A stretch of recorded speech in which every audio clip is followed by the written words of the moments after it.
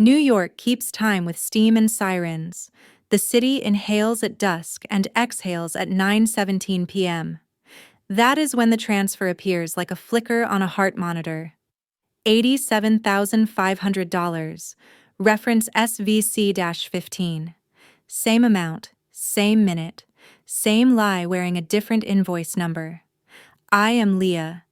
I count other people's noise until it becomes a melody I can expose. I am 32, a forensic accountant, and the Hale family calls me their lucky calculator. Luck is the word people use when they want the truth to look accidental. I never trusted the word lucky. Numbers are deliberate. Numbers leave footprints in fresh snow. Every 15th of the month a boot prints across my ledger. I follow it from the East River wind into the glass elevators of Hale and Fenwick. The lobby smells like pine garlands and deferred maintenance. Bryant Park has a tree half a block away. Holiday music plays on a loop, pretending that mercy scales with donations. Evan says we are a power couple in the way a billboard says you are thirsty. He builds, I balance, and in photographs his hand sits on my waist like a corporate watermark. Martin Hale, his father, has a voice that turns rooms into agreements. Their winter party fills the penthouse with silver trays and press releases. Everyone toasts to safety while ignoring the cost of it. Someone compliments me on keeping the books clean. I smile and wonder which stain they are thinking of. In the office, I am not on the payroll as a wife. I am on an email alias named Shield @. Shield suggests protection. Shield also suggests a thing you hide behind when the wind rises. I asked about the alias once at a holiday packing table where we labeled toys for the charity drive. Martin tied a red ribbon without looking up and said it keeps outside noise away from serious work. I looked down at the ribbon and thought that knots are only pretty when you forget they are meant to hold something shut. I keep my questions in a separate notebook. It is not the leather one on my desk. It is the invisible one where every answer must be proven twice. The misfiled report arrives the way a snowflake chooses a particular eyelash. An intern uploads an ACH dump to the wrong folder on the legacy mirror. I do not reprimand the intern. I thank the gravity that bent one packet in my direction. The memo field reads, Custodial Settlement, NDA required. The beneficiary is Northbridge Solutions, LLC, a shell with a mailbox that forwards to a private banker who prefers silence to manners. The origin account is named Tax Credits Clearing. The authorization list says my name. My name cannot hold a pen on the 15th at 9:17 when I was on a ferry to Staten Island counting lights across the water. I test the pattern the way a violinist tunes to A. I run time series.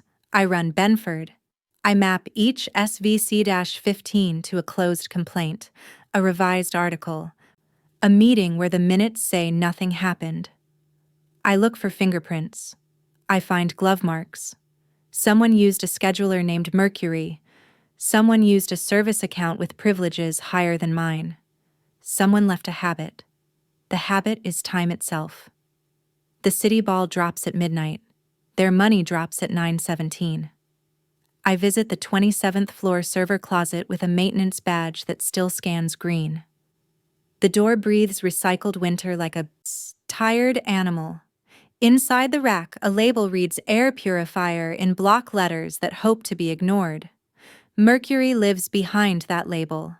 A tiny lamp blinks as if it has an opinion about ethics. I do not touch anything that will record my touch. I take angled photographs that include timestamp and context. I trace the last job to a user called SVC_Hale_credits. I plant a canary in the vendor master, a harmless record with a checksum hidden in the contact name and a zip code that hums one digit off. If Mercury brushes it, the song will change key. I open the approval archive and compare signatures under a cold fluorescent light. My onboarding L has a nick where a pen scratched 2 years ago. The retroactive memo in today's queue has the same nick. It is not a signature. It is a stamp.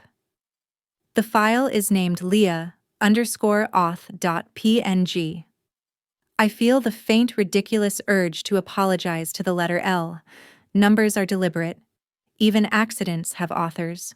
At 9:13, I sit at my desk near a window that faces the skating rink. Couples move in patient circles under a blue tree, repeating the kind of promise they hope will last until New Year's Day. I adjust one harmless field in Northbridge and wait for the machine that believes in itself. 9:17 arrives with the precision of a metronome. The job executes. It overrides my edit and ignores my canary. The log records apply _stamp. The lamp blinks again like a small confession. I do not print. I copy evidence to an encrypted drive the color of a piano key and slide it into the felt pocket beneath my instrument at home. My mother said music hides secrets. Best. I name the folder Cold River because truth should have a current, not a slogan. I think about the holiday party where donors will promise safety again under chandeliers. I think about how safety feels different when you can see the invoice. I think about family and the difference between a husband and an alibi. I close the laptop and watch my breath fog the glass. Outside, the city keeps time. Inside, the ledger keeps score. I leave the office at lunch and walk the long way around Bryant Park because statistics prefer fresh air. Vendors sell paper cups of chocolate that fog your glasses before you sip. A chorus hums rehearsals from the library steps, and the altos keep missing the same note. I like when humans miss patterns. It makes the machine work stand out. A boy drags a spruce across the sidewalk and the trunk leaves a green comet tail of needles. He stops to rest near the curb and smiles at me like we are both in on a secret called December. I am not sentimental about winter. I am sentimental about evidence. My boots squeak on old snow as if the city is annotating my footsteps. Someone hands me a flyer for a Christmas concert. I fold it twice and use it as a bookmark for a report about subcontractor incidents. On the back of the flyer, there is a printed star. I draw a small dot at 9:17 and join the star to the dot with a straight line. The shape looks accidental until you measure the angle. The angle repeats in the payments too. I love when geometry testifies. In the penthouse kitchen, the caterers build pyramids of glass that pretend stability is an art form. Evan leans against the island and tells a story about a project ribbon cutting that happened in the rain. He leaves out the part where the scaffolding license expired and someone backdated a form. I rinse cranberries and listen like a woman who does not know what a backdate is. Martin steps in carrying a wreath large enough to be a metaphor. He sets it on the counter and tells me the mayor will stop by for 3 minutes on camera. I say 3 minutes can be a very long time when you owe someone a name. Martin says the thing about names is that donors remember only the easy ones. He is charming when he is cruel. He is cruel when he is bored. An aunt I barely know catches my elbow and whispers that Evan is lucky to have a wife who understands business.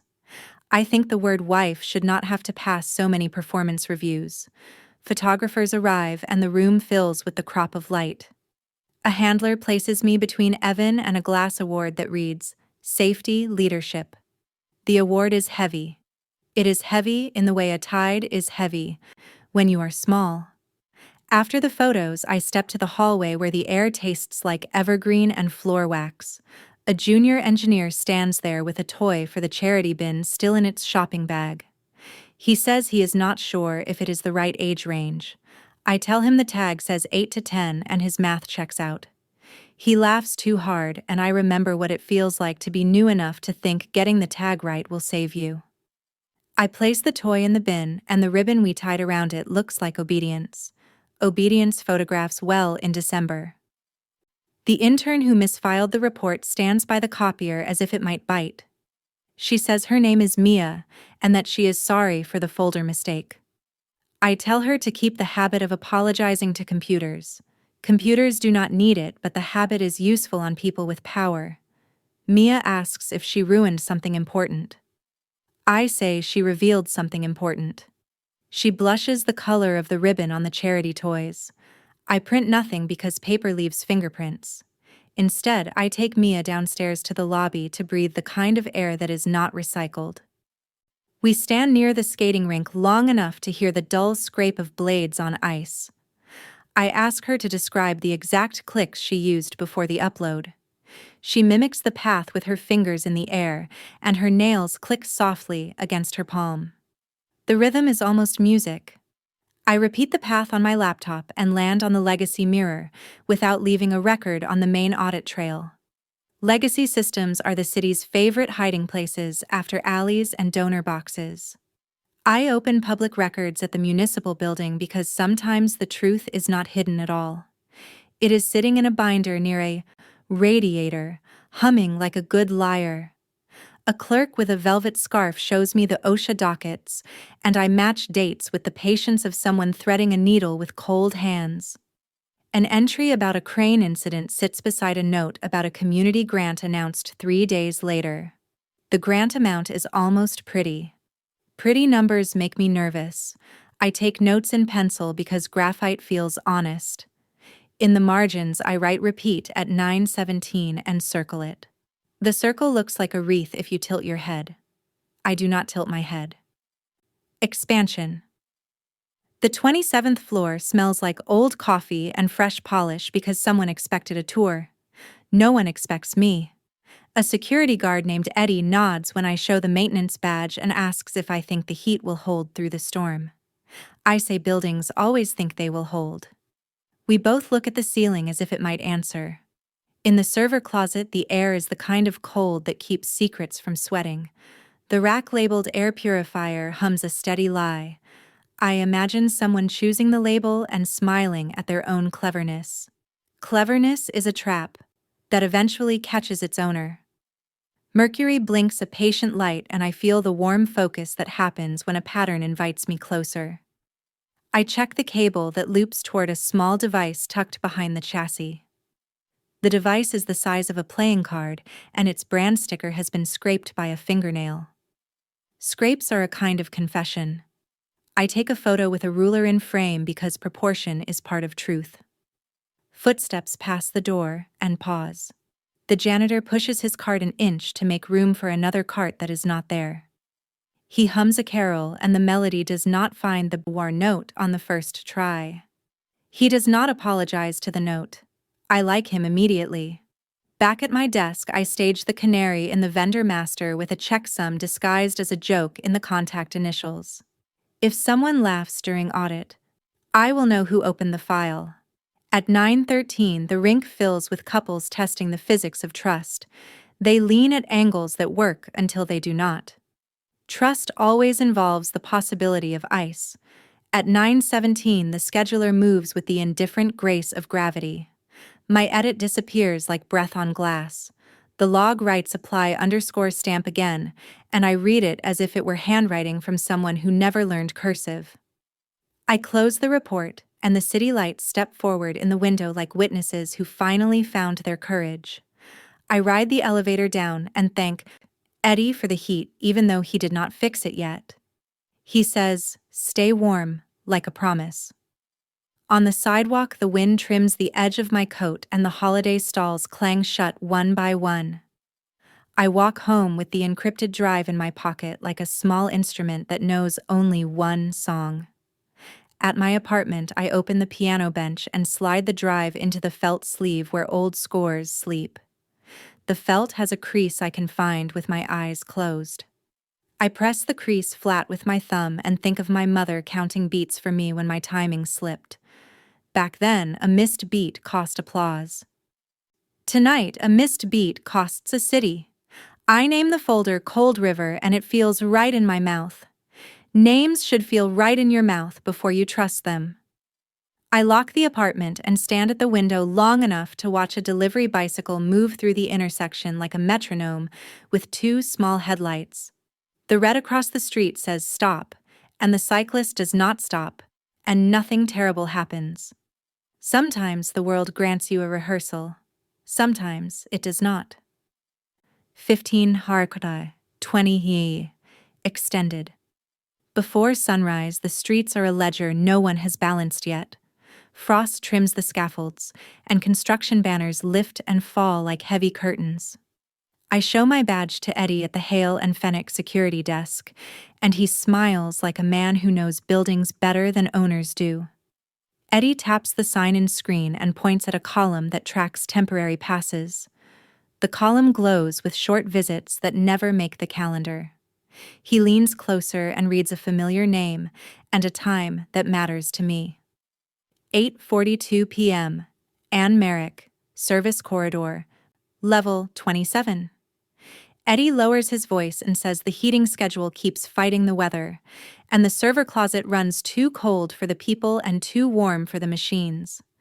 I tell him I will not touch anything that alerts a system meant to be blind to ethics.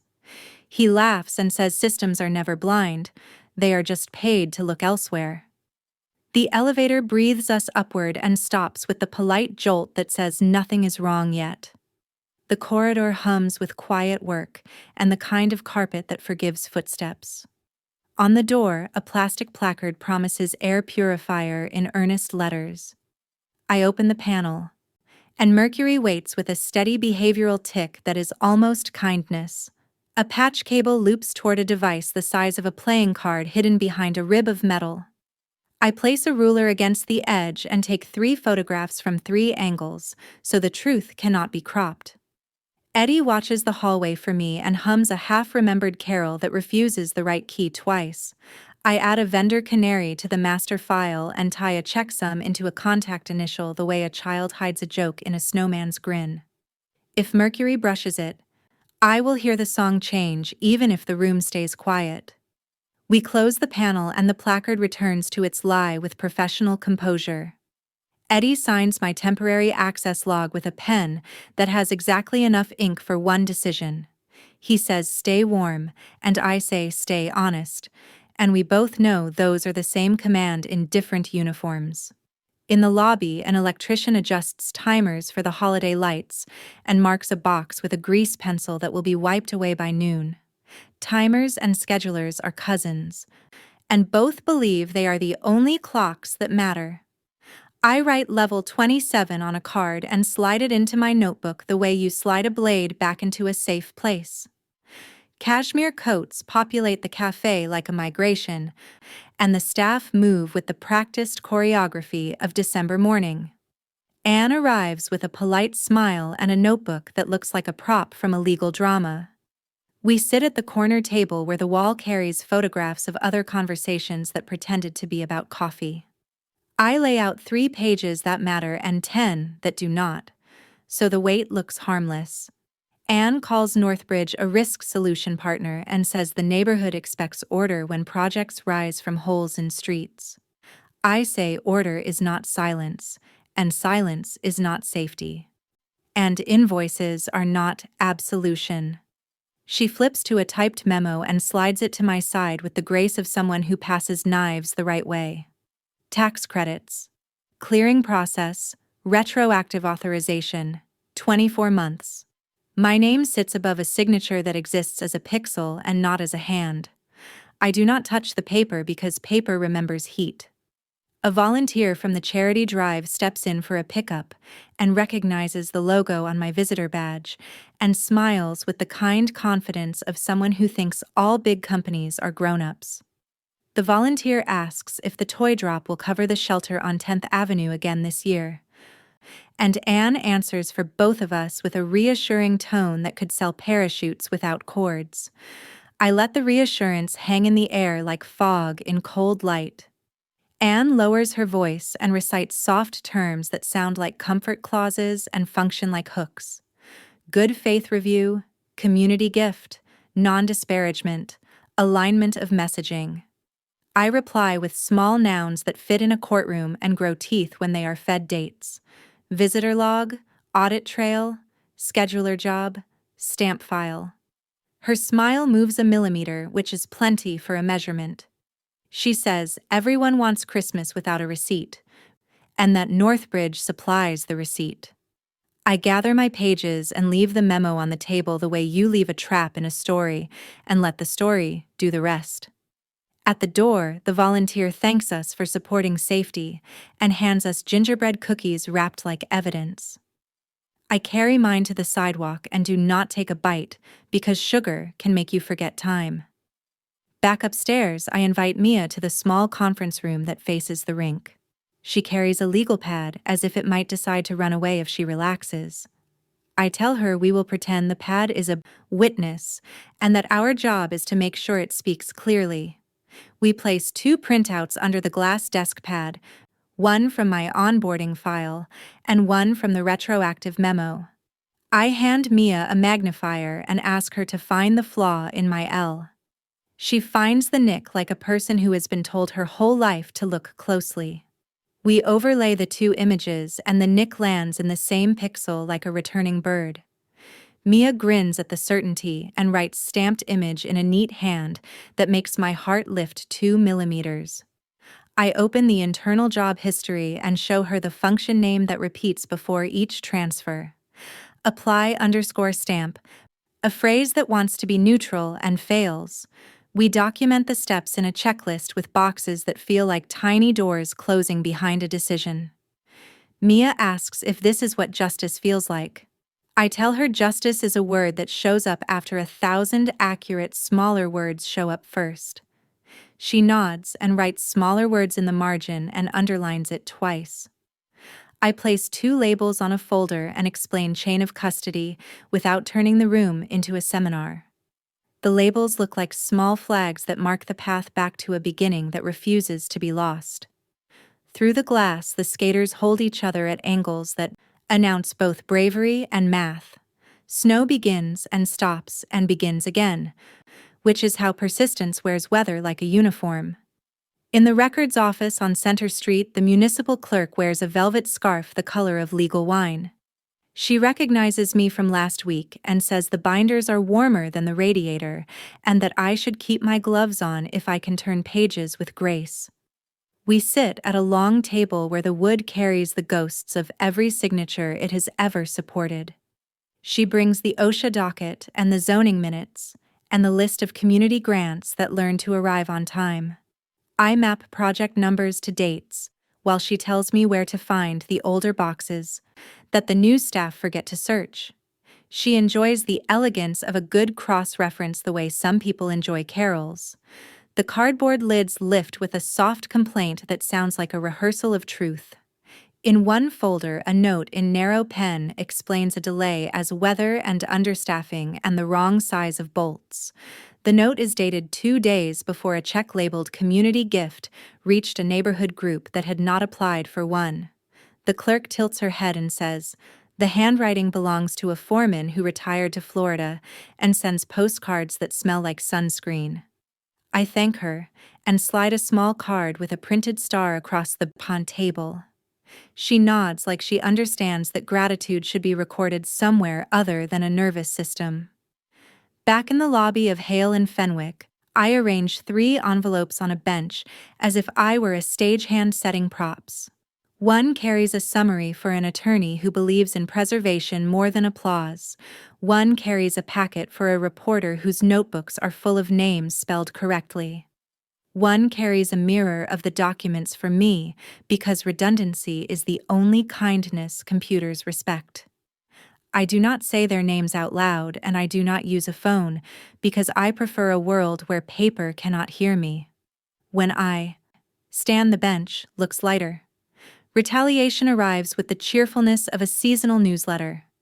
HR asks for my badge and offers a seat in a glass room that reflects my face into 4 corners.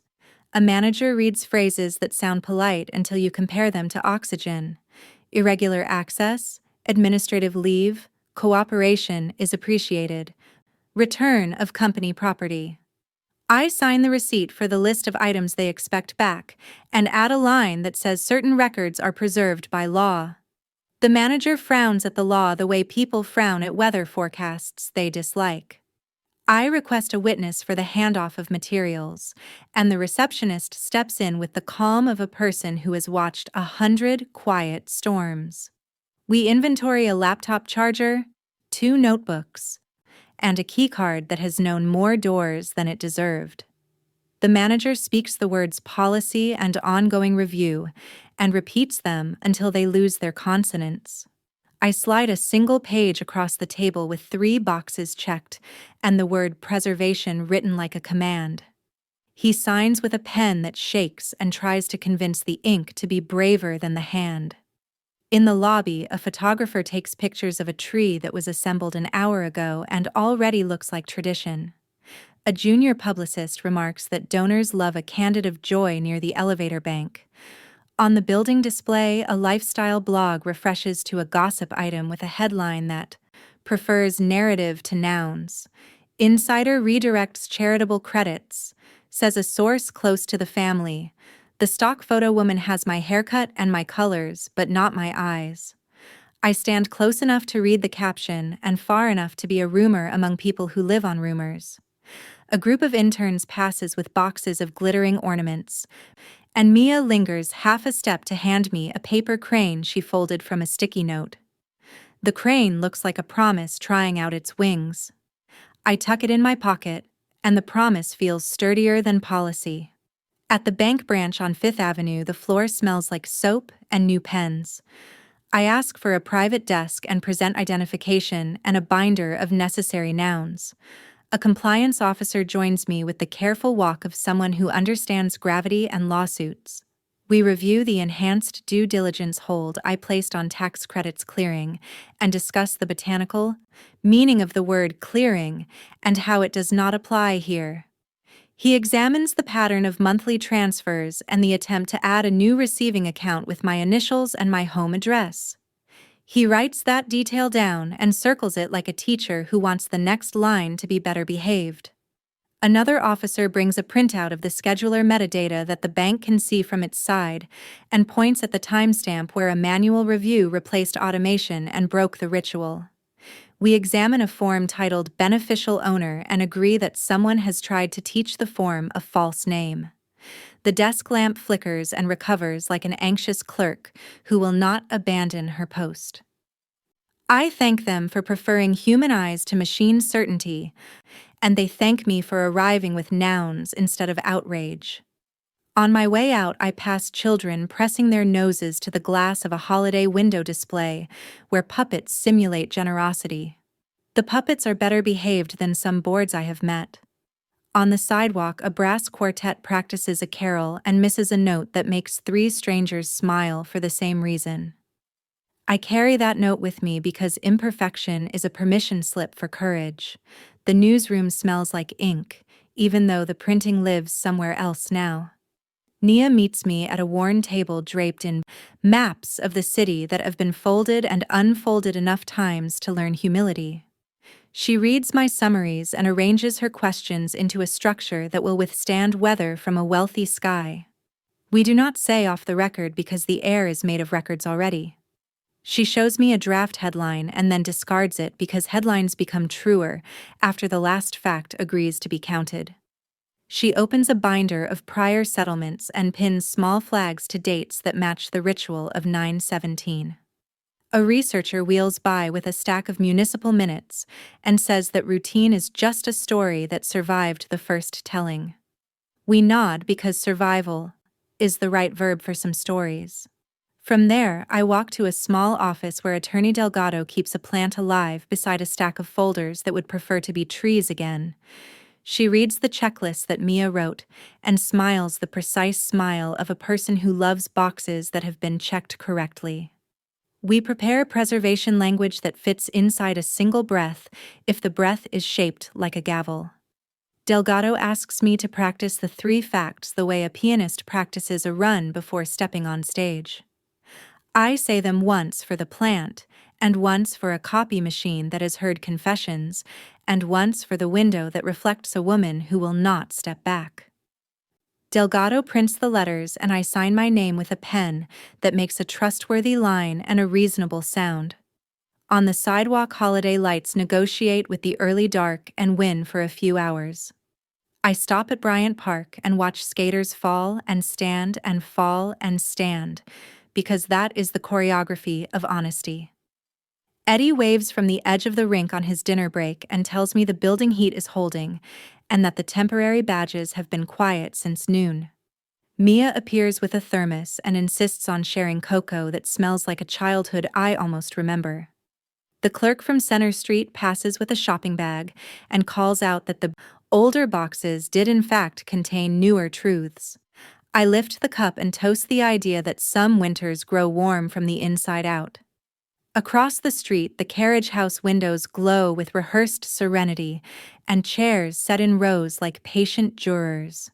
Tomorrow the room will be loud, and the truth will have to raise its voice without shouting. The city asks for proof every day and gives it back in glances. I carry 3 envelopes and the steadiness of a person who has decided. The 15th is a habit, but habits end when someone refuses to clap for them. Tomorrow the chandeliers will listen. Back at the cafe, the morning light turns the window into a ledger of reflections.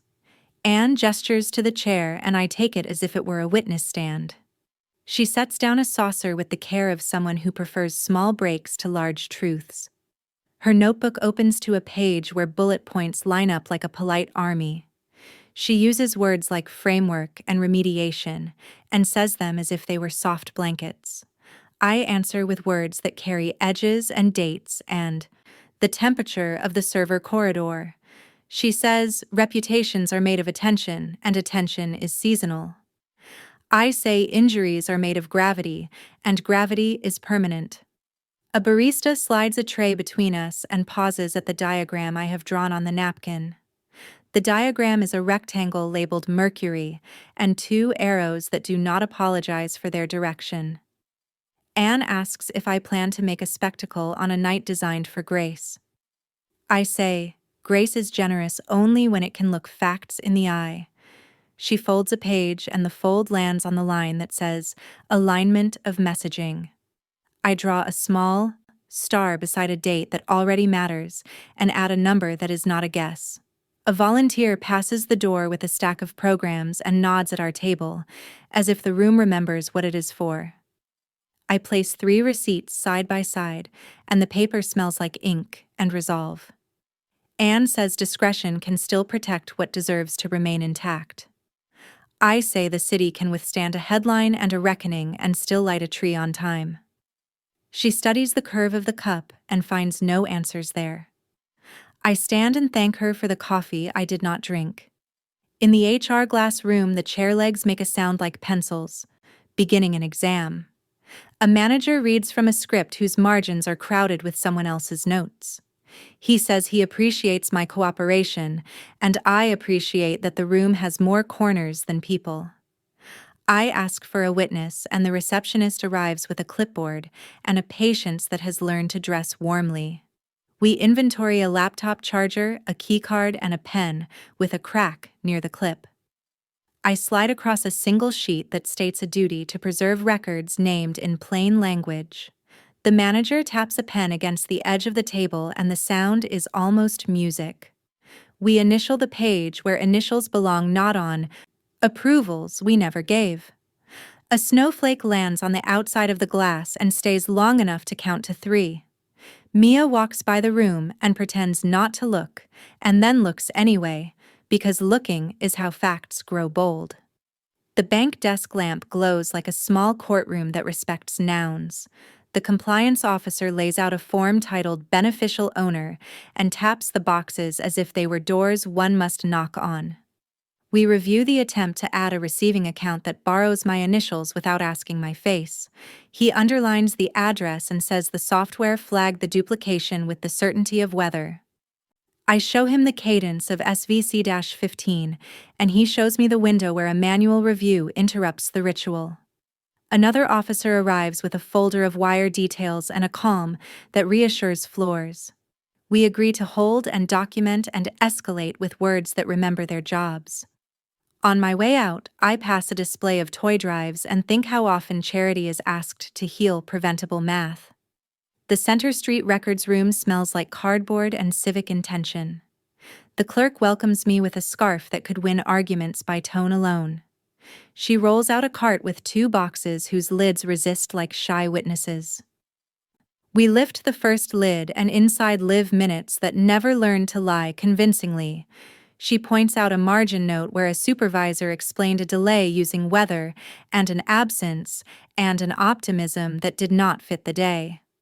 I match the date to a grant that arrived quickly and to a memo that arrived quicker. We mark the page with a sticky flag shaped like a small flame, because truth often needs warmth to continue. A radiator knocks twice, and the clerk says, "That is the sound of old systems agreeing with us." In the newsroom, a map of the city hangs with its corners soft from use. Nia organizes questions into lanes, and each lane ends in a place where a person can answer for themselves. She cites a case where routine became ritual, and ritual became defense. And defense forgot the difference between a fine and a fix. I add a note that says, "Apply stamp," and underline it twice, because certainty can be quiet and still be strong. At Delgado's office, the plant leans toward the window as if it knows where light stores its receipts. We distill 3 facts into 3 sentences that will stand upright without assistance. Delgado practices the legal phrasing until the syllables decide to cooperate. She seals letters with the calm of a person who trusts paper when paper is told the truth. By the rink, Eddie lifts a gloved hand and asks if the heat finally learned its lesson. I tell him the building is holding, and he nods as if buildings are students and winter is a stern teacher. Mia arrives with a thermos and a list of typos she hunted to extinction. She says the interns started a pool on who would misplace the stapler again, and I nominate myself to ensure they are never right. We laugh until we remember what laughter is rescuing us from, and then we agree to keep it anyway. The carriage house shines like a postcard that forgot who paid for the ink. Gold chairs stand in rows and wait for approval. Garlands coil around the balcony rail and pretend that truth can be braided into decoration. Martin works the room with the easy authority of a man who never hears his own echo. Evan stands a half step behind and mirrors his father's angles like a careful understudy. I enter through service where the air smells like citrus and obligation. A volunteer at the door recognizes me from the toy drive and waves me in with a smile that assumes goodness. Mia is at coat check with a red ribbon in her hair and gives me a quick nod that says the whiteboard is safe. The municipal clerk from Center Street stands near the back with a shopping bag that rustles like paper courage. I walk the aisle as the MC announces the theme of the night. "Safety and community," he says, as if the words have never met a ledger. Martin takes the stage and thanks donors whose names arrive with soft applause. His voice is all velvet and direction. He displays a slide with towers that rise against a winter sky. He says the city deserves stability, and that stability is expensive, and that his family has always paid the right way. The phrase "the right way" sits in the air like a dare. Delgado steps beside me with a folder whose corners are square as law. She nods once, and I feel the electric peace that happens when procedure fits the moment.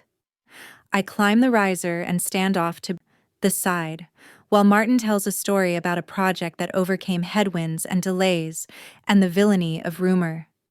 He smiles toward me with a pleasant kindness that tries to turn me into his anecdote.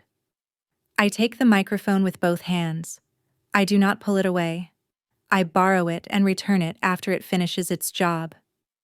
"Good evening," I say, and the room turns as one organism that senses a new temperature.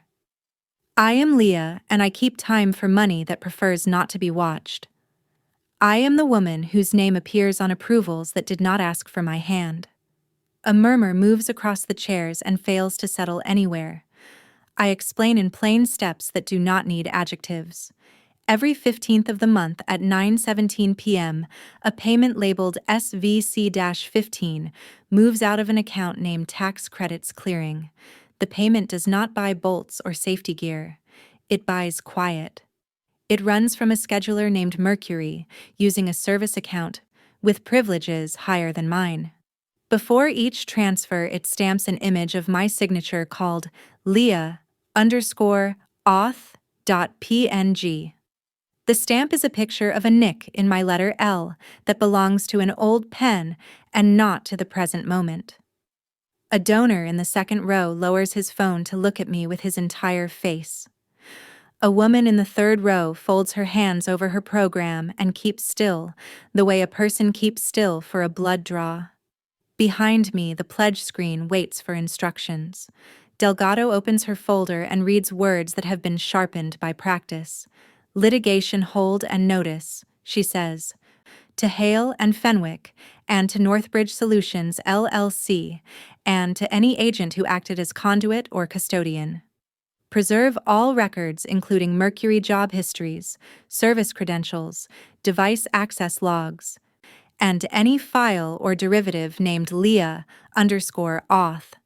The donors listen because the words look expensive and because the words are clear.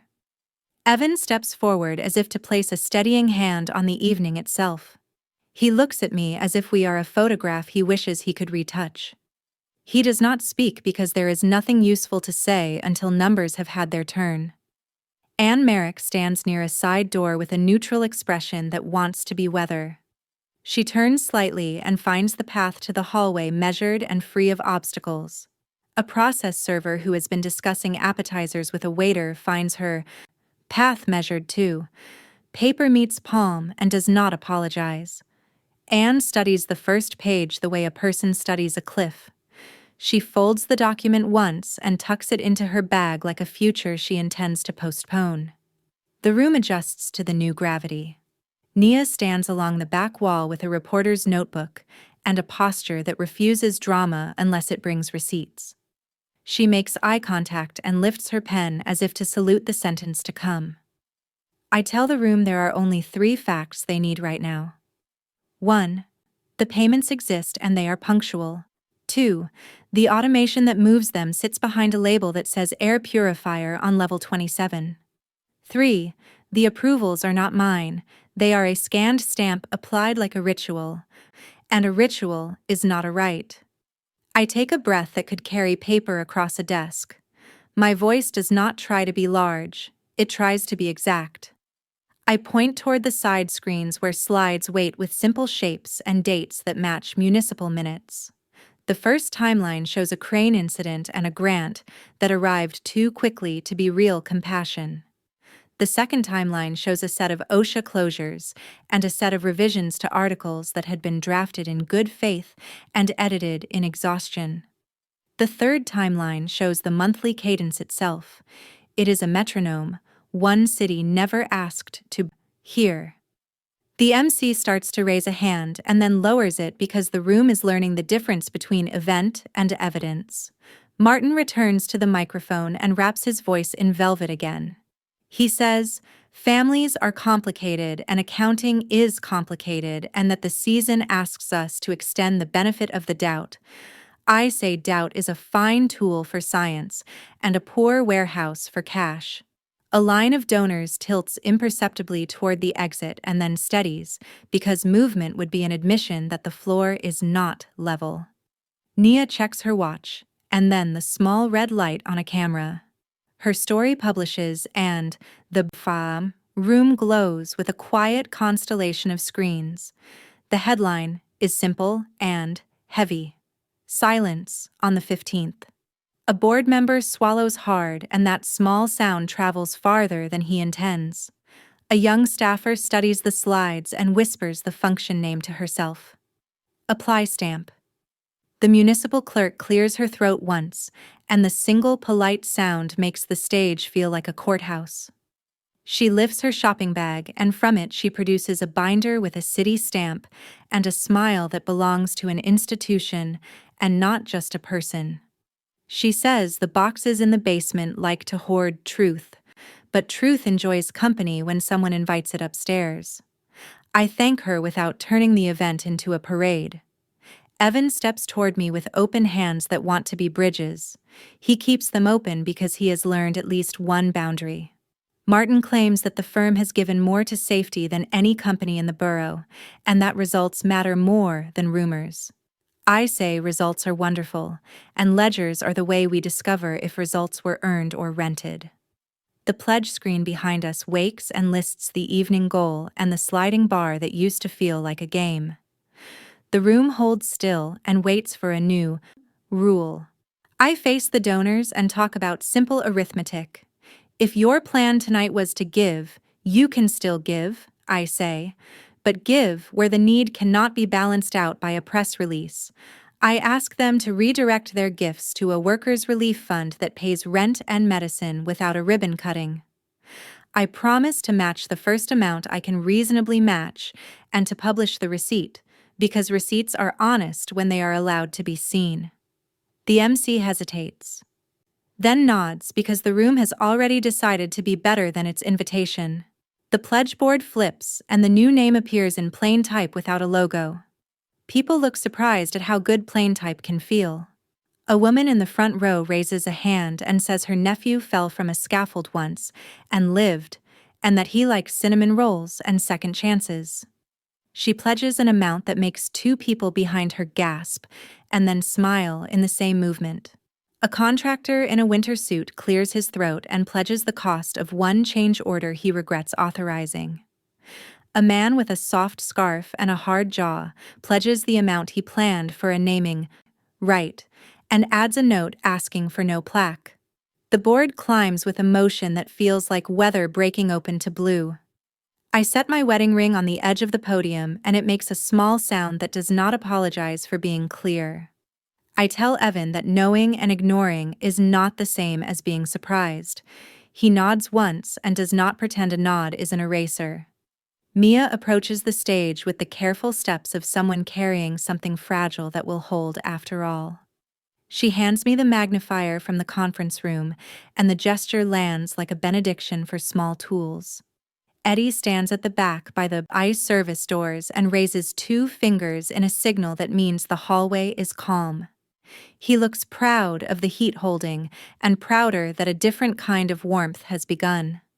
The municipal clerk joins a cluster of guests who want instructions on how to find the correct fund. She writes the name in block letters on the back of a program and adds a star. The star is not official, but it is helpful. Delgado steps to the microphone and explains preservation the way a lifeguard explains the rules at a pool that has seen storms. Her sentences are short enough to stand on their own legs. No one argues because the floor finally feels level. I remind the room the ledger is not a villain and not a hero. It is a witness. It just needs to be allowed to speak. A donor laughs once and wipes his face as if the climate changed without permission. The pledge board steadies past a number that will buy groceries where a press kit never learned to go. I set the microphone down and the stand keeps its balance without help. I step from the stage and the aisle opens like a courteous street. I pass the volunteer who gave us cookies, and she presses a second package into my hand because repetition can be kindness when money is not involved. I thank the MC for lending me his instrument, and he thanks me for giving it back cleaner than he found it. Outside the night is a ledger of lights and footfalls. The sidewalk remembers every celebration and every exit it has ever seen. Across the avenue, a brass quartet repairs the note they missed earlier, and the correction lands like a promise kept after a delay. I walk toward Bryant Park and watch skaters carve patience into the ice. A child falls and laughs and stands and tries the turn again. I breathe once for the past, and once for the present, and once for a future that may learn to write its own receipts. Eddie appears at the corner and says the building heaters will hold until morning, and that he is going off shift to drink cocoa while it is still hot. He says, "Be safe," and the words mean more than the posters in the lobby. Mia walks past with two friends and lifts her hand in a wave that belongs to people who have done enough for one day and know there is more tomorrow. The municipal clerk passes with her bag and says the older boxes say goodnight.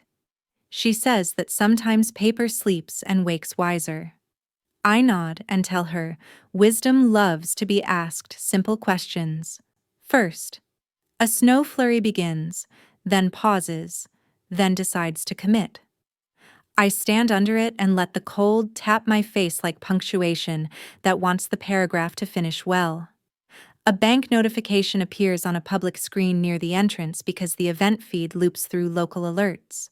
It reads, Attempted transfer, Mercury SVC-15 blocked, manual review required, preservation flag active. The message is for everyone and for me. The 15th has finally missed a beat. I am not triumphant because I am still an accountant. I am satisfied because a column that mattered is not lying anymore. I turn the corner and look back at the tall windows where chandeliers pretend to be snow. The room inside grows louder in the right ways. Laughter that is not a deflection. Talk that wants to learn new nouns. On the bench near the rink, I place the gingerbread cookie beside the paper crane that Mia folded earlier, and I let the wind choose which will fly first. I think of the men whose names live in dockets instead of on event programs, and I say one of them aloud twice. The name belongs to a person. He deserved a safer morning than the one he got. I buy a cup of chocolate and it fogs my glasses and I laugh, because finally something is allowed to blur. The city inhales and exhales, and for once the timing suits my lungs. I head home, and the piano bench will wait for my hand without needing to hide anything. The ledger will be there too. It will not love me back. It will acknowledge me, and that is enough. I close the door behind me and the lock finds its home without argument. Tomorrow there will be more numbers and more names, and another habit that thinks it is a fact. Tonight, the habit ended. Tonight, the witness spoke. The chandeliers tremble with the small wind that follows a rumor. A donor with a silver cane leans forward to catch each date as if dates were coins on a table. A caterer studies a tray and listens with the frank attention of someone who has learned to read rooms for more than tips. A young architect whispers about loads and lives, and the math that keeps children from becoming memorial names. A board member folds his program along a crease that will not forget being folded. Martin's smile remains where it was placed, but the warmth withdraws 2 degrees. He speaks of legacy and learns that the word echoes differently when charts stand beside it. Evan's hands hover at his sides like bridges waiting for land to agree to be land. He looks at the slides and then at me, and then at the space between us, which has grown truthful and therefore wide. I recognize the version of him that first asked me to explain the beauty of a balance sheet. The pledge board accepts new names and new numbers, and none of them ask for plaques. A teacher pledges in memory of a student who survived a fall and finished a semester with stubborn grace. A nurse pledges for gloves and boots, and a better word than accident. A mason pledges in stone weights because that is how he measures promise. A violinist pledges a concert and 3 ticket lines, promise to stretch around a block at least once. Outside, the air smells like chestnuts and decisions. A delivery cyclist hums a carol and adjusts a scarf like a badge. The rink holds a circle of skaters who keep each other upright without paperwork. A cab passes with a pine tree trunk out the window like a green exclamation. The snow agrees to continue a little longer.